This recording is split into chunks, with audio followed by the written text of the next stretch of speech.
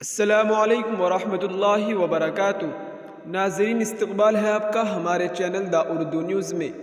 عالمی شہرت یافتہ دینی درسگاہ دارالعلوم دیوبند کے خلاف مسلسل نئے تنازعات کھڑے کر کے ادارے کے وقار کو مجروح کرنے کی ناکام کوششیں کی جا رہی ہے۔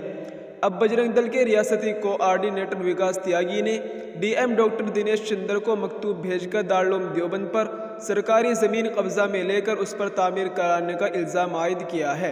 ڈی ایم نے دیوبند کے ایس ڈی ایم کو جانچ کا حکم دیا ہے۔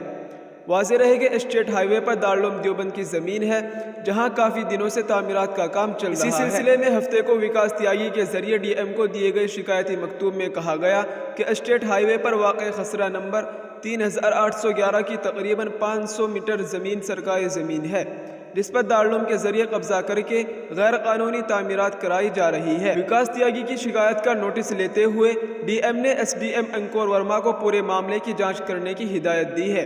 وکاس تیاگی اس سے قبل بھی دارالعلوم دیوبند کی لائبریری سمیت دیگر عمارتوں کی شکایات حکومت و افسران سے کر چکے ہیں۔ ان کا الزام ہے کہ دارالعلوم حکومت کی تعمیرات کے متعلق کسی اصول و ضوابط پر عمل نہیں کرتا ہے۔ انہوں نے ادارے کے ذمہ داروں کے خلاف کارروائی کا مطالبہ کیا ہے۔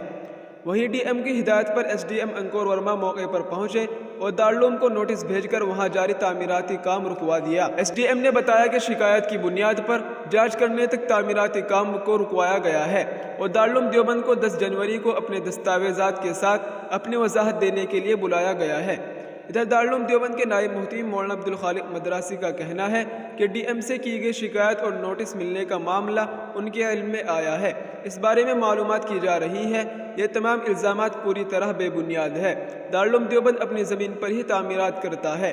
اس معاملے میں جو بھی ضروری ہوگا وہ قدم اٹھایا جائے گا اور دستاویز پیش کیے جائیں گے۔ جی ناظرین، یہ اس وقت کی بہت بڑی خبر تھی جس کو ہم نے آپ کے ساتھ شیئر کیا ہے۔ آپ سے گزارش ہے کہ اس ویڈیو کو زیادہ سے زیادہ شیئر کریں۔ السلام علیکم ورحمۃ اللہ وبرکاتہ۔